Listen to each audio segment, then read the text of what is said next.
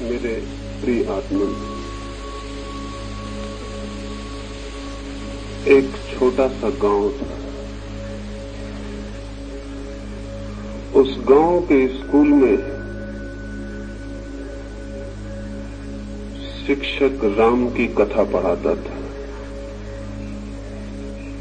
करीब करीब सारे बच्चे सोए हुए थे।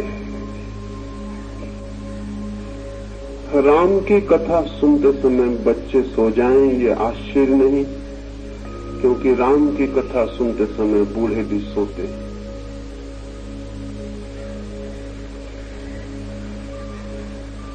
इतनी बार सुनी जा चुकी है जो बात, उसे जागकर सुनने का कोई अर्थ भी नहीं रह जाता। बच्चे सोए थे और शिक्षक भी पढ़ा रहा था, लेकिन कोई भी उसे देखता तो कह सकता था वो भी सोया हुआ पढ़ाता है। उसे राम की कथा कंठस्थ थी। किताब सामने खुली थी, लेकिन किताब पढ़ने की उसे जरूरत न थी। उसे सब याद था, वो यंत्र की भांति कहे जाता था। शायद ही उसे पता हो कि वो क्या कह रहा है। तोतों को पता नहीं होता कि वो क्या कह रहे हैं। जिन्होंने शब्दों को कंठस्थ कर लिया है उन्हें भी पता नहीं होता कि वे क्या कह रहे हैं। और तभी अचानक एक सनसनी दौड़ गई कक्षा में। अचानक ही स्कूल का निरीक्षक आ गया था।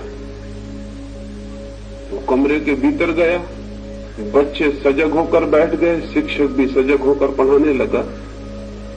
उस निरीक्षक ने कहा कि मैं कुछ प्रश्न पूछना चाहूंगा, और चूंकि राम की कथा पढ़ाई जाती है इसलिए राम से संबंधित ही कोई प्रश्न पूछूं।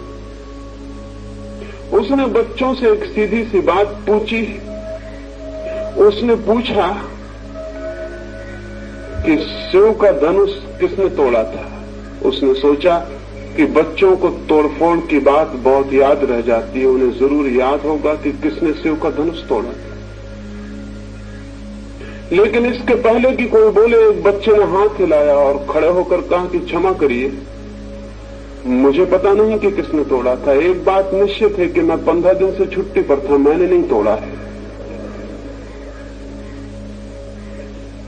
और इसके पहले कि मेरा कोई इल्जाम लग जाए, मैं पहले ही साफ कर देना चाहता हूं कि धनुष का मुझे कोई पता ही नहीं। चूंकि जब भी इस स्कूल में कोई चीज टूटती है तो सबसे पहले मेरे ऊपर दोषारोपण आता है, इसलिए मैं निवेदन किए देता हूं। निरीक्षक तो हैरान रह गया। उसने सोचा भी ना था कि कोई ये उत्तर देगा।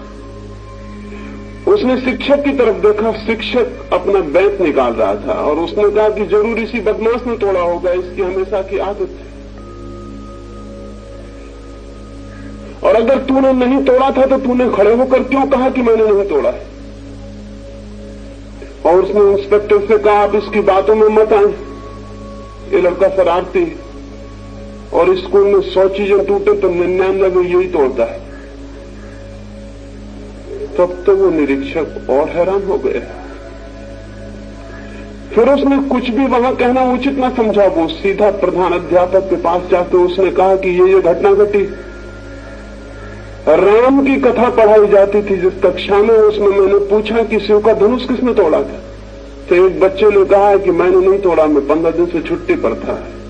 यहां तक भी गनीमत थी। लेकिन शिक्षक ने यह कहा कि जरूर इसने तोड़ा होगा, जब भी कोई चीज टूटती तो यही जिम्मेवार होता है। इसके संबंध में क्या किया जाए। उस प्रधान अध्यापक ने कहा, इस संबंध में एक ही बात की जा सकती है कि अब बात को आगे न बढ़ाया जाए, क्योंकि लड़कों से कुछ भी कहना खतरा मोल लेना है। किसी भी क्षण हड़ताल हो सकती, अनशन हो सकता। अब जिसने भी तोड़ा हो तोड़ा होगा। आप कृपा करें और बात बंद करें। कोई 2 महीने से शांति चल रही स्कूल में, उसको भंग करने की कोशिश मत करें। न मालूम कितना फर्नीचर तोड़ डाला लड़कों ने, हम चुपचाप देखते रहते हैं। स्कूल की दीवारें टूट रही हैं, हम चुपचाप देखते रहते हैं, क्योंकि कुछ भी बोलना खतरनाक है, हड़ताल हो सकती है, अनशन हो सकती है। इसलिए चुपचाप देखने के सिवाय कोई मार्ग नहीं। वो इंस्पेक्टर तो अवाक, वो तो आंखें फाड़े रह गए। आप कुछ कहने का उपाय न था। वो वहां से सीधा स्कूल की जो शिक्षा समिति थी उसके अध्यक्ष के पास गया और उसने जाके कहा कि यह हालत है स्कूल की। राम की कथा पढ़ाई जाती है, वहां बच्चा कहता है कि मैंने शिव का धनुष नहीं तोड़ा। शिक्षक कहता है इसी ने तोड़ा होगा। प्रधान अध्यापक कहता है कि जिसने भी तोड़ा हो बात को रफा दफा कर दें, शांत कर दें, इसमें आगे बढ़ाना ठीक नहीं, हड़ताल हो सकती है। आप क्या कहते हैं? उस अध्यक्ष ने कहा कि ठीक ही कहता है प्रधान अध्यापक, किसी ने भी तोड़ा हो हम ठीक करवा देंगे समिति की तरफ से। आप फर्नीचर वाले के यहां भिजवा दें और ठीक करवा लें। इसकी चिंता करने की जरूरत नहीं कि किसने तोड़ा, सुधरवाने का उपाय होगा। आपको सुधरवाने की जरूरत है, और क्या करना है। वो स्कूल का इंस्पेक्टर मुझसे ये सारी बात कहता था और मुझसे पूछने लगा कि क्या स्थिति है ये। मैंने उससे कहा इसमें कुछ बड़ी स्थिति नहीं है, मनुष्य की एक सामान्य कमजोरी है, वही इस कहानी में प्रकट होती है। और वो कमजोरी क्या है? वो कमजोरी ये है कि जिस संबंध में हम कुछ भी नहीं जानते, उस संबंध में भी हम ऐसे ही घोषणा करना चाहते हैं कि हम जानते हैं। वे कोई भी कुछ नहीं जानते थे कि शिव का धनुष क्या है।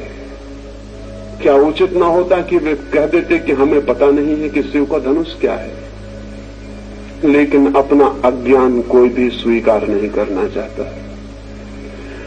और मनुष्य जाति के इतिहास में इससे बड़ी कोई दुर्घटना नहीं घटी है कि हम अपना अज्ञान स्वीकार करने को राजी नहीं होते। जीवन के किसी भी प्रश्न के संबंध में कोई भी आदमी इतनी हिम्मत और साहस नहीं दिखा पाता कि मुझे पता नहीं है। ये कमजोरी बहुत घातक सिद्ध होती है, सारा जीवन व्यर्थ हो जाता है। और चूंकि हम ये मान के बैठ जाते हैं कि हम जानते हैं, इसलिए जो उत्तर हम देते हैं वो इतने ही मूर्खतापूर्ण होते हैं जितने उस स्कूल में दिए गए थे, बच्चे से लेकर अध्यक्ष तक। जिसका हमें पता नहीं है उसका उत्तर देने की कोशिश सिवाय मूर्खता के और कहीं भी नहीं ले जाएगी। फिर ये तो हो भी सकता है कि शिव का धनुष किसने तोड़ा या नहीं तोड़ा, इससे जीवन का कोई गहरा संबंध नहीं है।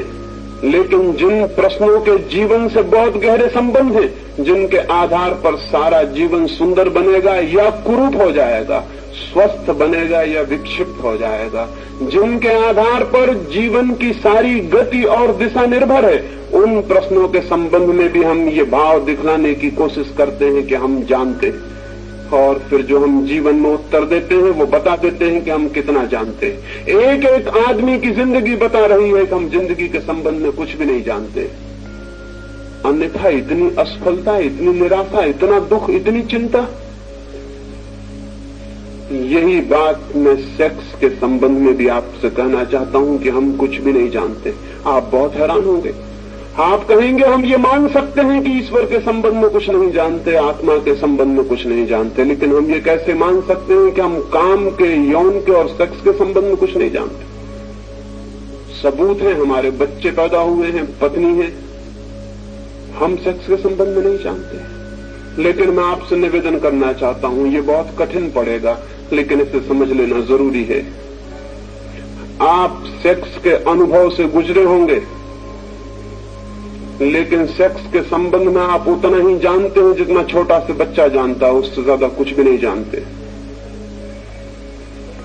अनुभव से गुजर जाना जान लेने के लिए पर्याप्त नहीं है। एक आदमी कार चलाता है, वो कार चलाना जानता है और हो सकता है हजारों मील कार चला के वो आ गया हो, लेकिन उससे ये कोई मतलब नहीं होता कि वो कार के भीतर के यंत्र और मशीन और उसकी व्यवस्था, उसके काम करने के ढंग के संबंध में कुछ भी जानता हो। वो कह सकता है कि मैं 1000 मील चल के आया हूं कार, मैं नहीं जानता हूं कार के संबंध में। लेकिन कार चलाना एक ऊपरी बात है और कार की पूरी आंतरिक व्यवस्था को जानना बिल्कुल दूसरी बात है। एक आदमी बटन दबाता है और बिजली जल जाती है। वो आदमी ये कह सकता है कि मैं बिजली के संबंध में सब जानता हूं, क्योंकि मैं बटन दबाता हूं और बिजली जल जाती, बटन दबाता हूं बिजली बुझ जाती। मैंने 1000 दफे बिजली जलाई और बुझाई, इसलिए मैं बिजली के संबंध में सब जानता हूं। हम कहेंगे वो पागल। बटन दबाना और बिजली जला लेना और बुझा लेना बच्चे भी कर सकते हैं, इसके लिए बिजली के ज्ञान की कोई भी जरूरत नहीं। बच्चे कोई भी पैदा कर सकता है, सेक्स को जानने से इसका कोई संबंध नहीं। शादी कोई भी कर सकता है, पशु भी बच्चे पैदा कर रहे हैं, लेकिन वे सेक्स के संबंध में कुछ जानते हैं, इस भ्रम में पड़ने का कोई कारण नहीं। सच तो यह है कि सेक्स का कोई विज्ञान ही विकसित नहीं हो सका, सेक्स का कोई शास्त्र ठीक से विकसित नहीं हो सका, क्योंकि हर आदमी ये मानता है कि हम जानते हैं। शास्त्र की जरूरत क्या है, विज्ञान की जरूरत क्या है? और मैं आपसे कहता हूं कि इससे बड़ी दुर्भाग्य की और कोई बात नहीं है, क्योंकि जिस दिन सेक्स का पूरा शास्त्र और पूरा विचार और पूरा विज्ञान विकसित होगा, उस दिन हम बिल्कुल नए तरह के आदमी को पैदा करने में समर्थ हो सकते हैं। फिर ये कुरूप और ये अपंग मनुष्यता पैदा करने की जरूरत नहीं, ये रुग्ण और रोते हुए और उदास आदमी पैदा करने की जरूरत नहीं, ये पाप और अपराध से भरे हुए संतति को जन्म देने की जरूरत नहीं। लेकिन हमें कुछ भी पता नहीं, हम सिर्फ बटन दबाना और बुझाना जानते हैं, और उसी से हमने समझ लिया है कि हम बिजली के जानकार हो गए। सेक्स के संबंध में पूरी जिंदगी बीत जाने के बाद भी आदमी इतना ही जानता है, बटन दबाना और बुझाना, इससे ज्यादा कुछ भी नहीं। लेकिन चूंकि ये भ्रम है कि हम सब जानते हैं, इसलिए इस संबंध में कोई शोध, कोई खोज, कोई विचार, कोई चिंतन का कोई उपाय नहीं। और इसी भ्रम के कारण कि हम सब जानते हैं, हम किसी से न कभी कोई बात करते हैं, न विचार करते हैं, न सोचते हैं, क्योंकि जब सभी को सब पता है तो जरूरत क्या है। और मैं आपसे कहना चाहता हूं कि जीवन में और जगत में सेक्स से बड़ा न कोई रहस्य है और न कोई गुप्त और गहरी बात है। अभी हमने अणु को खोज निकाला है। जिस दिन हम सेक्स के अणु को भी पूरी तरह जान सकेंगे, उस दिन मनुष्य जाति ज्ञान के बिल्कुल नए जगत में प्रविष्ट हो जाएगी। अभी हमने पदार्थ की थोड़ी बहुत खोजबीन की है और दुनिया कहां से कहां पहुंच गई। जिस दिन हम चेतना के जन्म की प्रक्रिया और कीमिया को समझ लेंगे, उस दिन हम मनुष्य को कहां से कहां पहुंचा देंगे, इसको आज कहना कठिन। लेकिन एक बात निश्चित कही जा सकती है कि काम की शक्ति और काम की प्रक्रिया जीवन और जगत में सर्वाधिक रहस्यपूर्ण, सर्वाधिक गहरी, सबसे ज्यादा मूल्यवान बात है, और उसके संबंध में हम बिल्कुल चुप हैं। जो सर्वाधिक मूल्यवान है उसके संबंध में कोई बात भी नहीं की जाती है। आदमी जीवन भर संभोग से गुजरता है और अंत तक भी नहीं जान पाता कि क्या था संभोग। तो जब मैंने पहले दिन आपसे कहा कि शून्य का, अहंकार शून्यता का, विचार शून्यता का अनुभव होगा, तो अनेक मित्रों को ये बात अनहोनी आश्चर्यजनक लगी। एक मित्र ने लौटते हुए मुझे कहा, ये तो हमें ख्याल में भी ना था, लेकिन ऐसा हुआ है। एक बहन ने आज मुझे आकर कहा, लेकिन मुझे तो इसका कोई अनुभव नहीं। आप कहते हो तो इतना मुझे ख्याल आता है कि मन थोड़ा शांत और मौन होता है, लेकिन मुझे अहंकार शून्यता का या किसी और गहरे अनुभव का कोई भी पता नहीं। हो सकता है अनेकों को इस संबंध में विचार मन में उठा हो। उस संबंध में थोड़ी सी बातें और गहराई में स्पष्ट कर लेनी जरूरी है। पहली बात, मनुष्य जन्म के साथ ही संभोग के पूरे विज्ञान को जानता हुआ पैदा नहीं होता है। शायद पृथ्वी पर बहुत थोड़े से लोग अनेक जीवन के अनुभव के बाद संभोग की पूरी कला और पूरा का पूरी विधि और पूरा शास्त्र जानने में समर्थ हो पाते, और यही वे लोग हैं जो ब्रह्मचर्य को उपलब्ध हो जाते हैं। क्योंकि जो व्यक्ति संभोग की पूरी बात को जानने में समर्थ हो जाता है, उसके लिए संभोग व्यर्थ हो जाता है, वो उसके पार निकल जाता, अतिक्रमण कर जाता। लेकिन इस संबंध में कुछ बहुत स्पष्ट बातें नहीं कही गई हैं। एक बात पहली बात स्पष्ट कर लेनी जरूरी है, वो ये कि ये भ्रम छोड़ देना चाहिए कि हम पैदा हो गए हैं इसलिए हमें पता है क्या है काम, क्या है संभोग। नहीं, पता नहीं। और नहीं पता होने के कारण जीवन पूरे समय काम और सेक्स में उलझा रहता है और व्यतीत होता है। मैंने आपसे कहा पशुओं का बंधा हुआ समय है, उनकी ऋतु है, उनका मौसम है। आदमी का कोई बंधा हुआ समय नहीं। क्यों? पशु शायद मनुष्य से ज्यादा संभोग की गहराई में उतरने में समर्थ है और मनुष्य उतना भी समर्थ नहीं रह गया है। जिन लोगों ने जीवन के इन तलों पर बहुत खोज की है और गहराइयों में गए हैं, और जिन लोगों ने जीवन के बहुत से अनुभव संग्रहित किए हैं, उनको ये जानना, ये सूत्र उपलब्ध हुआ है कि अगर संभोग 1 मिनट तक रुकेगा तो आदमी दूसरे दिन फिर संभोग के लिए लालायत हो जाएगा। अगर 3 मिनट तक रुक सके तो 1 सप्ताह तक उसे सेक्स की वो याद भी नहीं आएगी, और अगर 7 मिनट तक रुक सके तो 3 महीने तक के लिए सेक्स से इस तरह मुक्त हो जाएगा कि उसकी कल्पना में भी विचार प्रविष्ट नहीं होगा, और अगर 3 घंटे तक रुक सके तो जीवन भर के लिए मुक्त हो जाएगा, जीवन में उसको कल्पना भी नहीं उठेगी। लेकिन सामान्यतः क्षण भर का अनुभव है मनुष्य का, 3 घंटे की कल्पना करनी भी मुश्किल है। लेकिन मैं आपसे कहता हूं कि 3 घंटे अगर संभोग की स्थिति में, उस समाधि की दशा में व्यक्ति रुक जाए तो एक संभोग पूरे जीवन के लिए सेक्स से मुक्त करने के लिए पर्याप्त। इतनी तृप्ति पीछे छोड़ जाता है, इतना अनुभव, इतना बोध छोड़ जाता है कि जीवन भर के लिए पर्याप्त हो जाता है। एक संभोग के बाद व्यक्ति ब्रह्मचर्य को उपलब्ध हो सकता है, लेकिन हम तो जीवन भर संभोग के बाद भी उपलब्ध नहीं होते। क्या है, बूढ़ा हो जाता है आदमी, मरने के करीब पहुंच जाता है और संभोग की कामना से मुक्त नहीं हो पाता। संभोग की कला और संभोग के शास्त्र को भी उसने समझा नहीं, और न कभी किसी ने समझाया है, न विचार किया है, न सोचा है, न बात की है। कोई संवाद भी नहीं हुआ जीवन में कि अनुभवी लोग उस पर संवाद करते और विचार करते।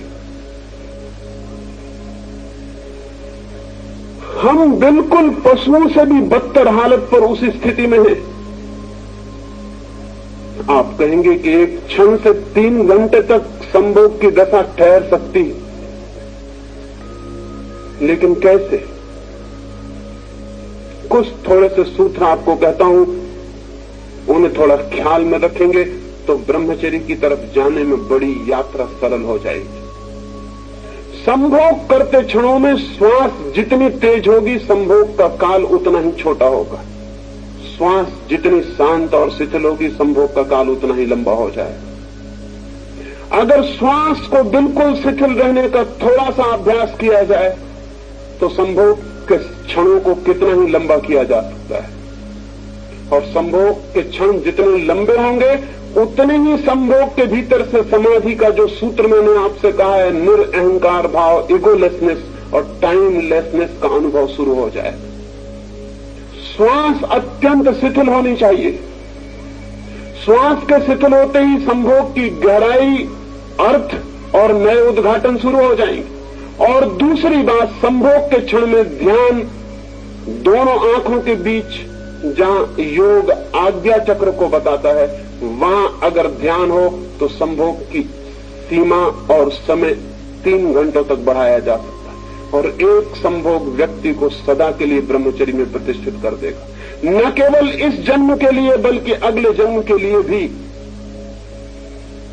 किन्हीं एक बहन ने पत्र लिखा है और मुझे पूछा है कि विनोबा तो बाल ब्रह्मचारी हैं, क्या उनको समाधि का अनुभव नहीं हुआ होगा? मेरे बाबत पूछा है कि मैंने तो विवाह नहीं किया, मैं तो बाल ब्रह्मचारी हूं, मुझे समाधि का अनुभव नहीं हुआ होगा।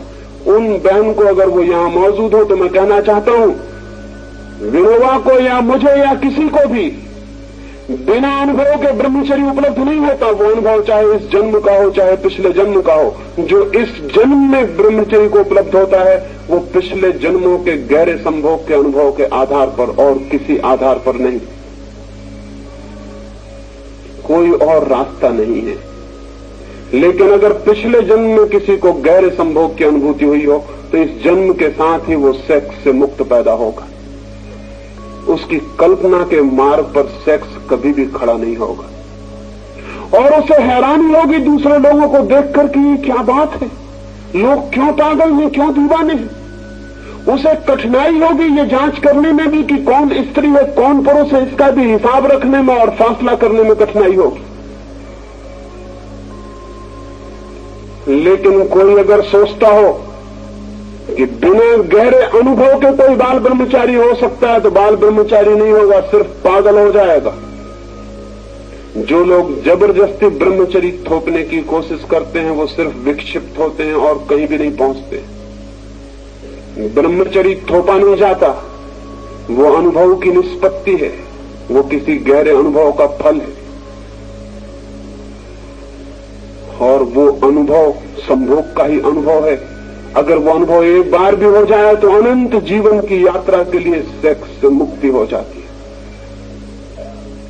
तो दो बातें मैंने कही उस गहराई के लिए। श्वास शिथिल हो, इतनी शिथिल हो कि जैसे चलते ही नहीं, और ध्यान सारी अटेंशन आज्ञा चक्र के पास हो, दोनों आंखों के बीच के बिंदु पर हो। जितना ध्यान मस्तिष्क के पास होगा उतने ही संभोग की गहराई अपने आप बढ़ जाएगी, और जितनी श्वास शिथिल होगी उतनी लंबाई बढ़ जाएगी। और आपको पहली दफा अनुभव होगा कि संभोग का आकर्षण नहीं है मनुष्य के मन में, मनुष्य के मन में समाधि का आकर्षण है। और एक बार उसकी झलक मिल जाए,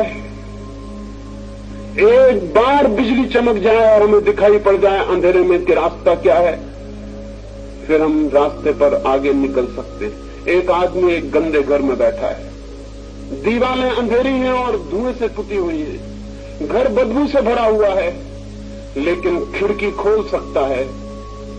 उस गंदे घर की खिड़की में खड़े होकर भी वो देख सकता है दूर आकाश को, तारों को, सूरज को, उड़ते हुए पक्षियों को। और तब उस घर के बाहर निकलने में कठिनाई न रह जाएगी।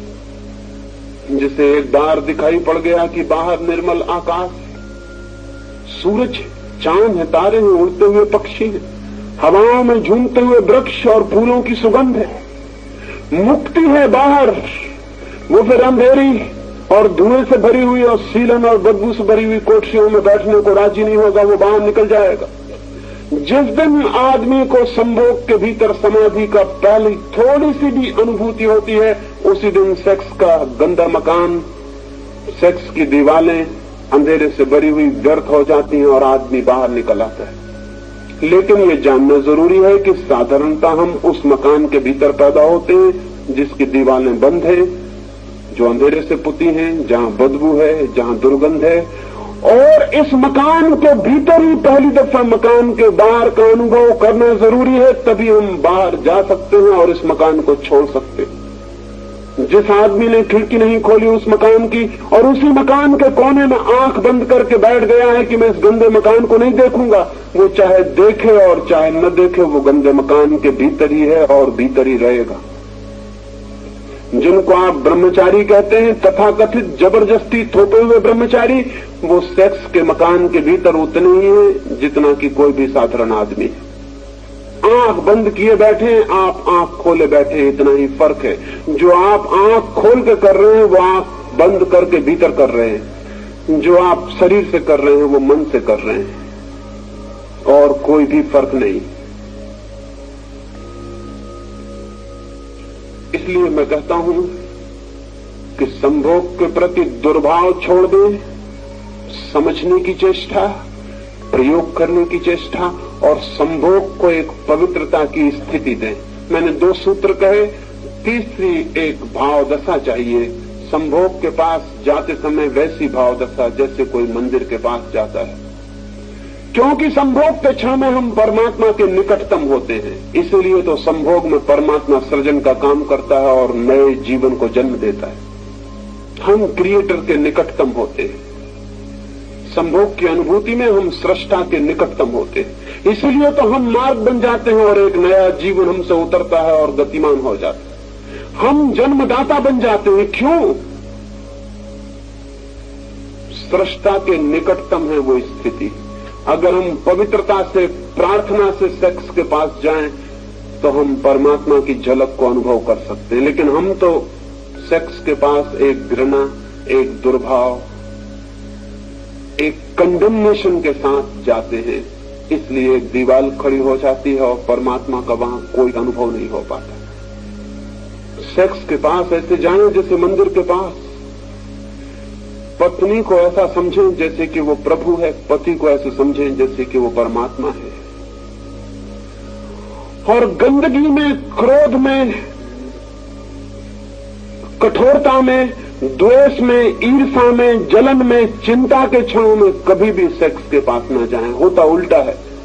जितना आदमी चिंतित होता है, जितना परेशान होता है, जितना क्रोध से भरा होता है, जितना घबराया होता है, जितना एंग्विश में होता है, उतना ही ज्यादा वो सेक्स के पास जाता है।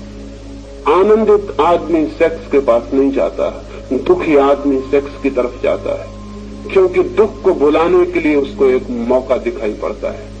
लेकिन स्मरण रखें कि जब आप दुख में जाएंगे, चिंता में जाएंगे, उदास, हारे हुए, क्रोध में लड़े हुए जाएंगे, तब आप कभी भी सेक्स की उस गहरी अनुभूति को उपलब्ध नहीं कर पाएंगे जिसकी कि प्राणों में प्यास है। वो समाधि की झलक वहां नहीं मिलेगी। लेकिन यही उल्टा होता है। मेरी प्रार्थना है जब आनंद में हो, जब प्रेम में हो, जब प्रफुल्लित हो और जब प्राण प्रेयरफुल हो, जब ऐसा मालूम पड़े कि आज हृदय शांति से और आनंद से, कृतज्ञता से भरा हुआ है, तभी क्षण है संभोग के निकट जाने का। और वैसा व्यक्ति संभोग में समाधि को उपलब्ध होता है। और एक बार भी समाधि की एक किरण मिल जाए तो संभोग से सदा के लिए मुक्त हो जाता है और समाधि में गतिमान हो जाता है। स्त्री और पुरुष का मिलन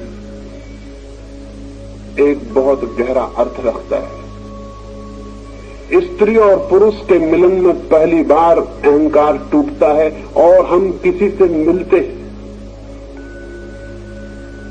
मां के पेट से बच्चा निकलता है और दिन रात उसके प्राणों में एक ही बात लगी रहती है, जैसे कि हमने किसी वृक्ष को उखाड़ लिया जमीन से, तो उस पूरे वृक्ष के प्राण तड़पते हैं कि जमीन से कैसे वापस जुड़ जाए, क्योंकि जमीन से जुड़ा हुआ होकर ही उसे प्राण मिलता था, रस मिलता था, जीवन मिलता था, वाइटलिटी मिलती थी। जमीन से उखड़ गया तो उसकी सारी जड़ें चिल्लाएंगी कि मुझे जमीन में वापस भेज दो, उसका सारा प्राण चिल्लाएगा कि मुझे जमीन में वापस भेज दो।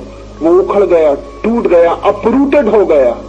आदमी जैसे ही मां के पेट से बाहर निकलता अपरूटेड हो जाता है। वो सारे जीवन और जगत से एक अर्थ में टूट गया, अलग हो गया। अब उसकी सारी पुकार और सारे प्राणों की आकांक्षा जगत और जीवन और अस्तित्व से, एग्जिस्टेंस से वापस जुड़ जाने की है। उसी पुकार का नाम प्रेम की प्यास है। प्रेम का और अर्थ क्या है? हर आदमी चाह रहा है कि मैं प्रेम पाऊं और प्रेम करूं। प्रेम का मतलब क्या है? प्रेम का मतलब है कि मैं टूट गया हूं, आइसोलेट हो गया हूं, अलग हो गया हूं, मैं वापस जुड़ जाऊं जीवन से। लेकिन इस जुड़ने का गहरे से गहरा अनुभव मनुष्य को सेक्स के अनुभव में होता है, स्त्री और पुरुष को होता है। वो पहला अनुभव है जुड़ जाने का। और जो व्यक्ति इस जुड़ जाने के अनुभव को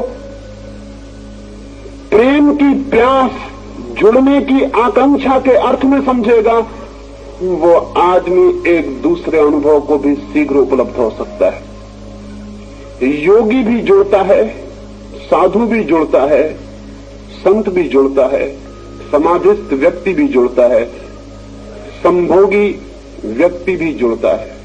संभोग करने में दो व्यक्ति जुड़ते हैं, एक व्यक्ति दूसरे व्यक्ति से जुड़ता है और एक हो जाता है। समाधि में एक व्यक्ति समष्टि से जुड़ता है और एक हो जाता है। संभोग दो व्यक्तियों के बीच मिलन है, समाधि एक व्यक्ति और अनंत के बीच मिलन है। स्वभावतः दो व्यक्तियों का मिलन क्षण भर को हो सकता है। एक व्यक्ति और अनंत का मिलन अनंत के लिए हो सकता है। दोनों व्यक्ति सीमित हैं, उनका मिलन असीम नहीं हो सकता। यही पीड़ा है, यही कष्ट है सारे दाम्पत्य का, सारे प्रेम का, कि जिससे हम जुड़ना चाहते हैं उससे भी सदा के लिए नहीं जुड़ पाते। क्षण भर को जुड़ते हैं और फिर फासले हो जाते हैं। फासले पीड़ा देते हैं, फासले कष्ट देते हैं, और निरंतर दो प्रेमी इसी पीड़ा में परेशान रहते हैं कि फासला क्यों है। और हर चीज फिर धीरे धीरे ऐसी मालूम पड़ने लगती है कि दूसरा फासला बना रहा है, इसलिए दूसरे पर क्रोध पैदा होना शुरू हो जाता है।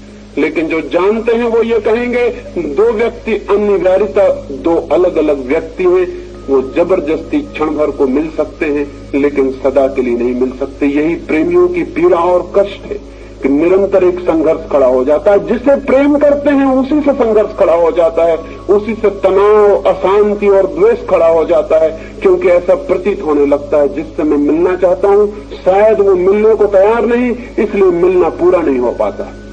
लेकिन इसमें व्यक्तियों का कसूर नहीं है। दो व्यक्ति अनंतकालीन तल पर नहीं मिल सकते, एक क्षण के लिए मिल सकते हैं, क्योंकि व्यक्ति सीमित है, उनके मिलने का क्षण भी सीमित होगा। अगर अनंत मिलन चाहिए तो वो परमात्मा से हो सकता है, वो समस्त अस्तित्व से हो सकता है। जो लोग संभोग की गहराई में उतरते हैं उन्हें पता चलता है एक क्षण मिलने का इतना आनंद है तो अनंत काल के लिए मिल जाने का कितना आनंद होगा, उसका तो हिसाब लगाना मुश्किल है। एक क्षण के मिलन की इतनी अद्भुत प्रतीति है तो अनंत से मिल जाने की कितनी प्रतीति होगी, कैसी प्रतीति होगी। जैसे घर में दिया जल रहा हो और उस दिए से हम हिसाब लगाना चाहें कि सूरज की रोशनी में कितने दिए जल रहे हैं, हिसाब लगाना बहुत मुश्किल हो जाएगा। एक दिया बहुत छोटी बात है, सूरज बहुत बड़ी बात है। सूरज पृथ्वी से 60,000 गुना बड़ा है, 10 करोड़ मील दूर है, तब भी हमें तपाता है, तब भी हमें झुलसा देता है। उतने बड़े सूरज को एक छोटे से दिए से हम तौलने जाएं तो कैसे तौल सकेंगे। लेकिन नहीं, एक दिए से सूरज को तौला जा सकता है, क्योंकि दिया भी सीमित है और सूरज भी सीमित है। दिए में एक कैंडल का लाइट है तो अरबों खरबों कैंडल का लाइट होगा सूरज में, लेकिन सीमा आंकी जा सकती है, तौली जा सकती है। लेकिन संभोग में जो आनंद है और समाधि में जो आनंद है उसे फिर भी नहीं तौला जा सकता, क्योंकि संभोग अत्यंत क्षणिक दो क्षुद्र व्यक्तियों का मिलन है और समाधि बूंद का अनंत के सागर से मिल जाना है। उसे कोई भी नहीं तौला जा सकता, उसे तौलने का कोई भी उपाय नहीं है, उसे कोई मार्ग नहीं कि हम जांच लें कि वो कितना होगा। इसलिए जब वो उपलब्ध होता है, जब वो उपलब्ध हो जाता है तो फिर कहां सेक्स, फिर कहां संभोग, फिर कहां कामना। जब उतना आनंद मिल गया तब कोई कैसे सोचेगा, कैसे विचार करेगा उस क्षण भर के सुख को पाने के लिए। तब वो सुख दुख जैसा प्रतीत होता है, तब वो सुख पागलपन जैसा प्रतीत होता है, तब वो सुख शक्ति का अपव्यय प्रतीत होता है और ब्रह्मचर्य सहज फलित हो जाता है। लेकिन संभोग और समाधि के बीच एक सेतु है, एक ब्रिज है, एक यात्रा है, एक मार्ग है। समाधि जिसका अंतिम छोर है आकाश में जाकर, संभोग उस सीढ़ी का पहला सोपान है, पहला पाया है। और जो इस पाए के ही विरोध में हो जाते हैं वो आगे नहीं बढ़ पाते, ये मैं आपसे कह देना चाहता हूं। जो इस पहले पाए को इंकार करने लगते हैं वे दूसरे पाए पर पैर नहीं रख सकते हैं, मैं आपसे ये कह देना चाहता हूं। इस पहले पाए पर भी अनुभव से, ज्ञान से, बोध से पैर रखना जरूरी है। इसलिए नहीं कि हम उसी पर रुके रह जाएं, बल्कि इसलिए कि हम उस पर पैर रख के आगे निकल जा सके। लेकिन मनुष्य जाति के साथ एक अद्भुत दुर्घटना हो गई। जैसा मैंने कहा, वो पहले पाए के विरोध में हो गया है और अंतिम पाए पर पहुंचना चाहता है। उसे पहले पाए का ही अनुभव नहीं, उसे दिए का भी अनुभव नहीं, और वो सूरज के अनुभव की आकांक्षा करता है। ये कभी भी नहीं हो सकेगा। जो दिया मिला है प्रकृति की तरफ से, पहले उस दिए की रोशनी को समझ लेना जरूरी है। पहले उस दिए की हल्की सी रोशनी को जो क्षण भर में जीती है और बुझ जाती है, जरा सा हवा का झोंका जिसे मिटा देता है, उस रोशनी को भी जान लेना जरूरी है, ताकि सूरज की आकांक्षा की जा सके, ताकि सूरज तक पहुंचने के लिए कदम उठाया जा सके, ताकि सूरज की प्यास, असंतोष, आकांक्षा और अभीप्सा भीतर पैदा हो सके। संगीत के छोटे से अनुभव से उस परम संगीत की तरफ जाया जा सकता है। प्रकाश के छोटे से अनुभव से अनंत प्रकाश की तरफ जाया जा सकता है। एक बूंद को जान लेना पूरे सागर को जान लेने के लिए पहला कदम है। एक छोटे से अणु को जानकर हम पदार्थ की सारी शक्ति को जान लेते हैं। संभोग का एक छोटा सा अणु है जो प्रकृति की तरफ से मनुष्य को मुफ्त में मिला हुआ है, लेकिन हम उसे जान नहीं पाते। आंख बंद करके जी लेते हैं किसी तरह, पीठ फेर के जी लेते हैं किसी तरह। उसकी स्वीकृति नहीं हमारे मन में, स्वीकार नहीं हमारे मन में। आनंद और अहोभाव से उसे जानने और जीने और उसमें प्रवेश करने की कोई विधि नहीं हमारे हाथ में। मैंने जैसा आपसे कहा, जिस दिन आदमी इस विधि को जान पाएगा, उस दिन हम दूसरे तरह के मनुष्य को पैदा करने में समर्थ हो जाएंगे। मैं इस संदर्भ में आपसे ये कहना चाहता हूं कि स्त्री और पुरुष दो निगेटिव पोल्स हैं विद्युत के, पॉजिटिव और निगेटिव, विधायक और नकारात्मक दो छोर हैं। उन दोनों के मिलन से एक संगीत पैदा होता है, विद्युत का पूरा चक्र पैदा होता है। मैं आपसे ये भी कहना चाहता हूं कि जैसा मैंने कहा कि अगर गहराई और देर तक संभोग फिर रह जाए तो दो जोड़ा, स्त्री और पुरुष का एक जोड़ा, अगर आधा घंटे के पार तक संभोग में रह जाए तो दोनों के पास प्रकाश का एक वलय, दोनों के पास प्रकाश का एक घेरा निर्मित हो जाता है। दोनों की विद्युत जब पूरी तरह मिलती है तो आसपास अंधेरे में भी एक रोशनी दिखाई पड़ने लगती है। कुछ अद्भुत खोजियों ने उस दिशा में काम किया है और फोटोग्राफ भी लिए। जिस जोड़े को इस विद्युत का अनुभव उपलब्ध हो जाता है, वो जोड़ा सदा के लिए संभोग के बाहर हो जाता है। लेकिन ये हमारा अनुभव नहीं है, और ये बातें अजीब लगेंगी कि तो हमारे अनुभव में नहीं है ये बात। अगर अनुभव में नहीं है तो उसका मतलब है कि आप फिर से सोचें, फिर से देखें और जिंदगी को, कम से कम सेक्स की जिंदगी को काखा गा से फिर से शुरू करें। समझने के लिए, बोधपूर्वक जीने के लिए।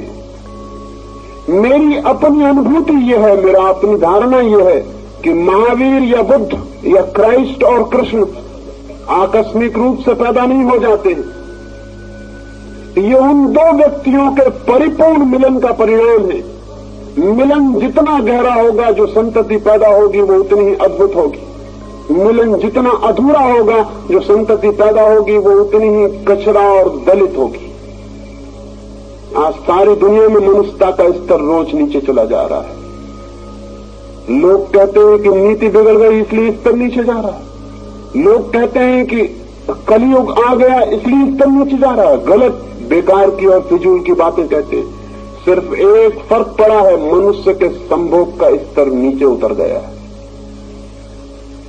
मनुष्य के संभोग ने पवित्रता खो दी, मनुष्य के संभोग ने वैज्ञानिकता खो दी, सरलता और प्राकृतिकता खो दी। मनुष्य का संभोग जबरदस्ती एक नाइटमेयर, एक दुखद स्वप्न जैसा हो गया। मनुष्य के संभोग ने एक हिंसात्मक स्थिति ले ली है। वो एक प्रेमपूर्ण कृत्य नहीं है, वो एक पवित्र और शांत कृत्य नहीं है, वो एक ध्यानपूर्ण कृत्य नहीं है। इसलिए मनुष्य नीचे उतरता चला जाएगा।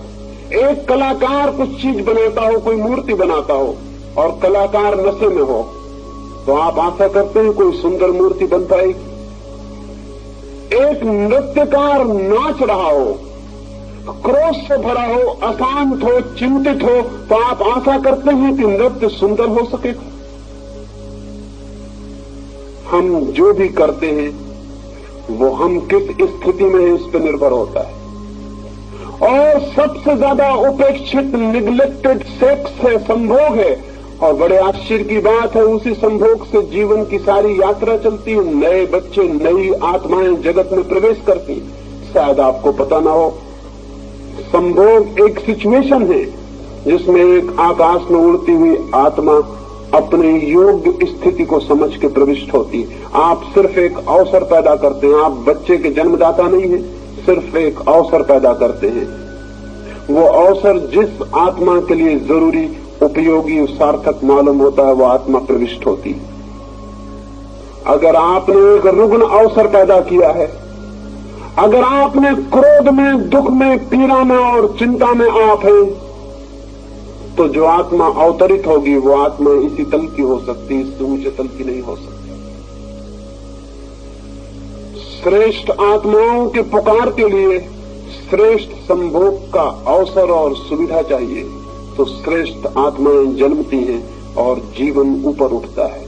इसलिए मैंने कहा कि जिस दिन आदमी संभोग के पूरे शास्त्र में निष्णात होगा, जिस दिन हम छोटे छोटे बच्चों से लेकर सारे जगत को उस कला और विज्ञान के संबंध में सारी बात कह सकेंगे और समझा सकेंगे, उस दिन हम बिल्कुल नए मनुष्य को, जिसे नीचे सुपरमैन कहता था, जिसे अरविंद अतिमानव कहते थे, जिसको महान आत्मा कहा जा सके, वैसा बच्चा, वैसी संतति, वैसा जगत निर्मित किया जा सकता है। और जब तक हम ऐसा जगत निर्मित नहीं कर लेते हैं, तब तक न शांति हो सकती है विश्व में, न युद्ध रुक सकते हैं, न घृणा रुकेगी, न अनीति रुकेगी, न दुश्चरित्रता रुकेगी, न व्यभिचार रुकेगा, न जीवन का यह अंधकार रुकेगा। लाख राजनीतिक चिल्लाते रहें, मत फिक्र करें, 5 मिनट के पानी गिरने से कोई फर्क नहीं पड़ेगा। बंद कर ले छाते, क्योंकि दूसरे लोगों के पास छाते नहीं है। ये बहुत अधार्मिक होगा कि कुछ लोग छाता खोल लें, उसे बंद कर लें। सबके पास छाते होते तो ठीक था, और लोगों के पास नहीं, और आप खोल के बैठेंगे तो कैसा बेहुदा होगा, कैसा असंस्कृत होगा। उसको बंद कर ले। मैं जरूर, मेरे ऊपर छप्पर है, तो जितनी देर आप पानी में बैठे रहेंगे, मीटिंग के बाद उतनी देर में पानी में खड़ा हो जाऊंगा।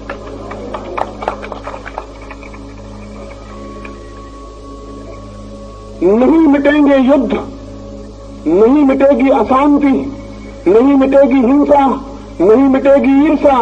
कितने दिन हो गए, 10,000 साल हो गए। मनुष्य जाति के पैगंबर, तीर्थंकर, अवतार समझा रहे हैं कि मत लड़ो, मत करो हिंसा, मत करो क्रोध, लेकिन किसी ने कभी नहीं सुना। जिन्होंने हमें समझाया कि मत करो हिंसा, मत करो क्रोध, उनको हमने सूली पर लटका दिया। ये उनकी शिक्षा का फल हुआ। गांधी हमें समझाते थे कि प्रेम करो, एक हो जाओ, हमने गोली मार दी। ये कुल उनकी शिक्षा का फल हुआ।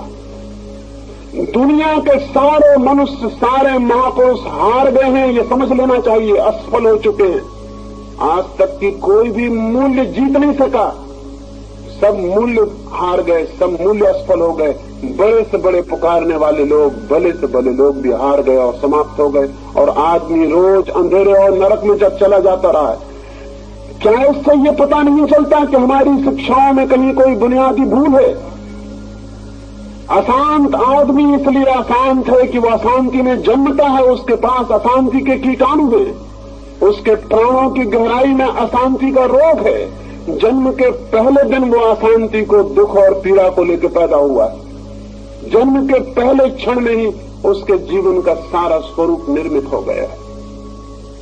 इसलिए बुद्ध हार जाएंगे, महावीर हारेंगे, कृष्ण हारेंगे, क्राइस्ट हारेंगे, हार चुके हैं। हम शिष्टता बस ये न कहते हो कि वो नहीं हारे हैं, तो दूसरी बात है, लेकिन वे सब हार चुके हैं। और आदमी रोज बिगड़ता चला गया है, रोज बिगड़ता गया। अहिंसा की इतने दिन की शिक्षा, और हम छुरी से एटम और हाइड्रोजन बम पे पहुंच गए हैं। ये अहिंसा की शिक्षा की सफलता होगी? पिछले पहले महायुद्ध में 3 करोड़ लोगों की हमने हत्या की थी, और उसके बाद शांति और प्रेम की बातें करने के बाद दूसरे महायुद्ध में हमने 7.5 करोड़ लोगों की हत्या की। और उसके बाद भी चिल्ला रहे हैं, बर्ट्रैंड रसेल से लेकर विनोबा तक सारे लोग कि शांति चाहिए, शांति चाहिए, और हम तीसरे महायुद्ध की तैयारी कर रहे हैं। और तीसरा महायुद्ध दूसरे महायुद्ध का बच्चों का खेल बना देगा। आइंस्टीन से किसी ने पूछा था कि तीसरे महायुद्ध में क्या होगा। आइंस्टीन ने कहा कि तीसरे के बाबत कुछ भी नहीं कहा जा सकता, लेकिन चौथे के संबंध में मैं कुछ कह सकता हूं।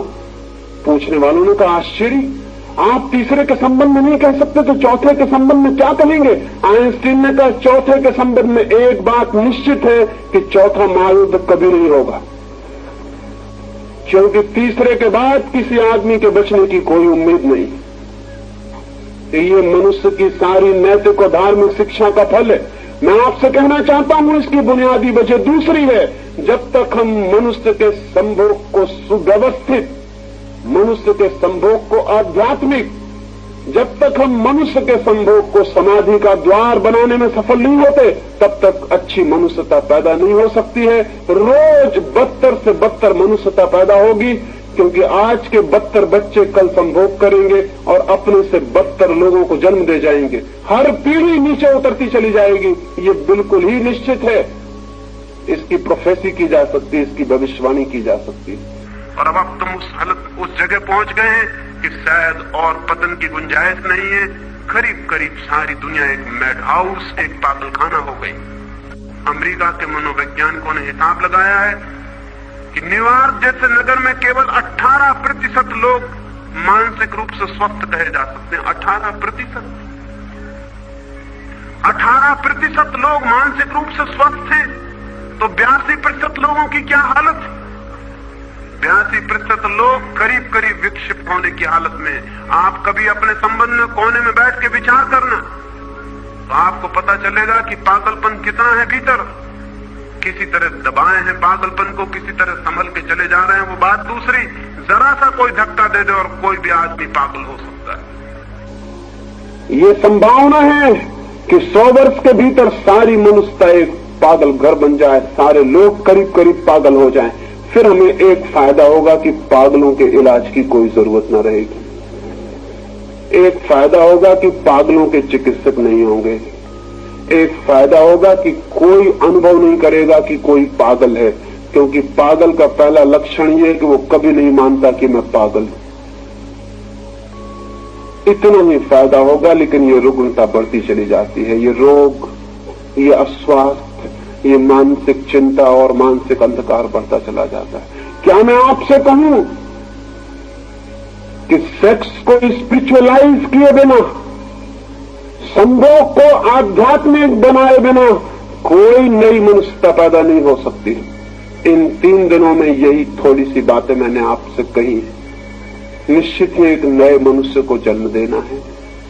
मनुष्य के प्राण आतुर हैं ऊंचाइयों को छूने के लिए, आकाश में उड़ जाने के लिए, चांद तारों जैसे रोशन होने के लिए, फूलों जैसे खिल जाने के लिए, नृत्य के लिए, संगीत के लिए। आदमी की आत्मा रोती है और प्यासी है, और आदमी कोल्हू की बैल की तरह एक चक्कर में घूमता है और उसी में समाप्त हो जाता है, चक्कर के बाहर नहीं उठ पाता है।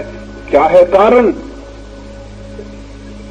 कारण एक ही है, मनुष्य की जनन की प्रक्रिया बेहूदी है, एब्सर्ड है। मनुष्य के पैदा होने की विधि पागलपन से भरी हुई है। मनुष्य के संभोग को हम द्वार नहीं बना सके समाधि का, इसलिए मनुष्य का संभोग समाधि का द्वार बन सकता है। इन 3 दिनों में इसी छोटे से मंत्र पर मैंने सारी बातें कही, और अंत में एक बात दोहरा दूं और आज की चर्चा मैं पूरी करूं। मैं ये कह देना चाहता हूं कि जीवन के सत्यों से आंखें चुराने वाले लोग मनुष्य के शत्रु हैं। जो आपसे कहे कि संभोग और सेक्स की बात विचार भी नहीं करनी चाहिए, वह आदमी मनुष्य का दुश्मन है, क्योंकि ऐसे ही दुश्मनों ने हमें सोचने नहीं दिया। अन्यथा ये कैसे संभव था कि हम आज तक वैज्ञानिक दृष्टि न खोज लेते और जीवन को नया करने का प्रयोग न खोज लेते। जो आपसे कहे कि सेक्स का धर्म से कोई संबंध नहीं है, वह आदमी 100% गलत बात कहता है, क्योंकि सेक्स की ऊर्जा ही परिवर्तित और रूपांतरित होकर धर्म के जगत में प्रवेश पाती है। वीर की शक्ति ही ऊर्ध्वस्वी होकर मनुष्य को उन लोकों में ले जाती है जिनका हमें कोई भी पता नहीं, जहां कोई मृत्यु नहीं है, जहां कोई दुख नहीं है, जहां आनंद के अतिरिक्त और कोई अस्तित्व नहीं है, उस सत्यचित आनंद में ले जाने वाली शक्ति और ऊर्जा किसके पास है और कहां है? हम उसे व्यय कर रहे हैं। हम उन पात्रों की तरह हैं जिनमें छेद हैं, जिन्हें हम कुओं में डालते हैं खींचने के लिए।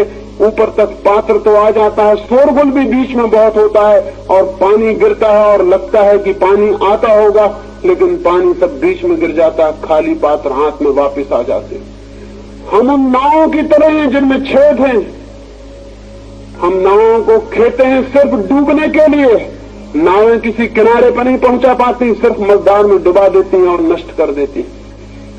और ये सारे छिद्र मनुष्य की सेक्स ऊर्जा के गलत मार्गों से प्रवाहित और बह जाने के कारण।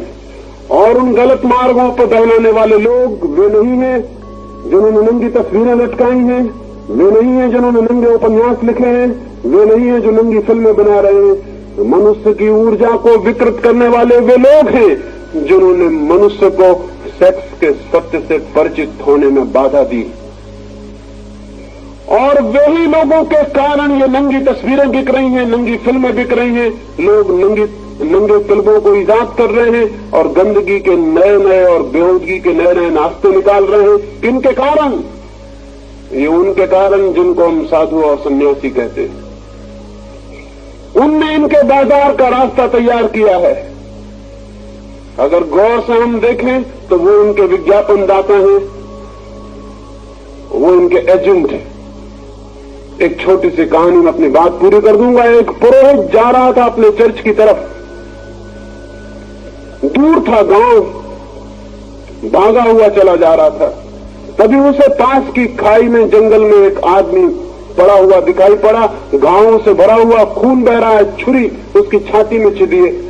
पुरोहित को ख्याल आया कि चलूं मैं इसे उठा लूं, लेकिन उसने देखा कि चर्च पहुंचने में देर हो जाएगी और वहां उसे व्याख्यान देना और लोगों को समझाना। आज वो प्रेम के संबंध में ही समझाने जाता था। आज उसने विषय चुना था लव इज गॉड, क्राइस्ट के वचन को चुना था कि ईश्वर परमात्मा प्रेम है। वो यही समझाने जा रहा था। वो उसी का हिसाब लगाता हुआ भागा जा रहा है, लेकिन उस आदमी ने आंखें खोली, उसने चिल्लाया कि पुरोहित, मुझे पता है कि तू प्रेम को बोलने जा रहा है, मैं भी आज सुनने आने वाला था, लेकिन दुष्टों ने मुझे छुरी मार के यहां पटक दिया। लेकिन याद रख, अगर मैं जिंदा रह गया तो गांव भर में खबर कर दूंगा कि आदमी मर रहा था और यह आदमी प्रेम का व्याख्यान देने चला गया। देख, आगे मत बढ़। इस पुरोहित को थोड़ा डर लगा, क्योंकि अगर ये आदमी जिंदा रह जाए और गांव में खबर कर दे तो लोग कहेंगे कि प्रेम का व्याख्यान बड़ा झूठा था, आपने इस आदमी की फिक्र न की जो मरता था। तो मजबूरी में उसे नीचे उतर के उसके पास जाना पड़ा। वहां जाकर उसका चेहरा देखा तो वो बहुत घबराया। चेहरा तो पहचाना हुआ सा मालूम पड़ता। उसने कहा, ऐसा मालूम होता मैंने तुम्हें कहीं देखा है। और उस मरणासन्न आदमी ने कहा, जरूर देखा होगा, मैं शैतान हूं और पादरियों से अपना पुराना नाता है। तुमने नहीं देखा होगा तो किसने मुझे देखा होगा। तब उसे ख्याल आया कि वो तो शैतान है, चर्च में उसकी तस्वीर लटकी हुई। उसने अपने हाथ अलग कर लिए और कहा कि मर जा, शैतान को तो हम चाहते हैं कि वो मरी जाए। अच्छा हुआ कि तू मर जा, मैं तुझे बचाने का क्यों उपाय करूं। मैंने तेरा खून भी छीन लिया, ये भी पाप हुआ, मैं जाता हूं। वो शैतान जोर से हंसा। उसने कहा, याद रखना, जिस दिन मैं मर जाऊंगा उस दिन तुम्हारा धंधा भी मर जाएगा। मेरे बिना तुम जिंदा नहीं रह सकते। मैं हूं इसलिए तुम जिंदा हो। मैं तुम्हारे धंधे का आधार हूं। मुझे बचाने की कोशिश करो, नहीं तो जिस दिन शैतान मर जाएगा उसी दिन पुरोहित, पंडा, पुजारी सब मर जाएगा। क्योंकि दुनिया अच्छी हो जाएगी, पंडे, पुजारी, पुरोहित की कोई जरूरत नहीं रह जाएगी। पुरोहित ने सोचा और घबराया कि तो बहुत बेसिक, बहुत बुनियादी बात कह रहा है वो आज।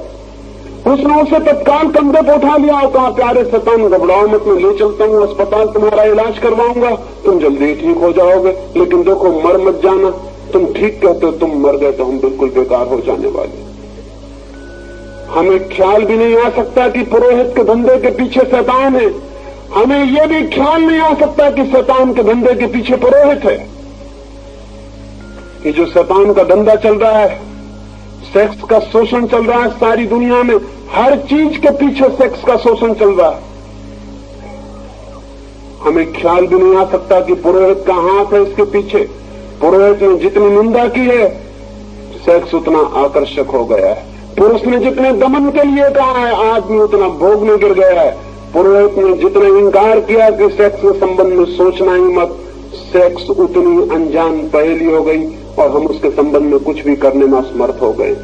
नहीं, ज्ञान चाहिए, ज्ञान शक्ति है और सेक्स का ज्ञान बड़ी शक्ति बन सकता है। अज्ञान में जीना हितकर नहीं है और सेक्स के अज्ञान में जीना तो बिल्कुल हितकर नहीं है। ये भी हो सकता है कि हम न जाएं चांद पर, कोई जरूरत नहीं है चांद पर जाने की। चांद को जान लेने से कोई मनुष्य जाति का बहुत हित नहीं हो जाएगा। ये भी जरूरी नहीं है कि हम पैसिफिक सागर की गहराइयों में उतरे 5 मील, जहां की सूरज की रोशनी भी नहीं पहुंचती।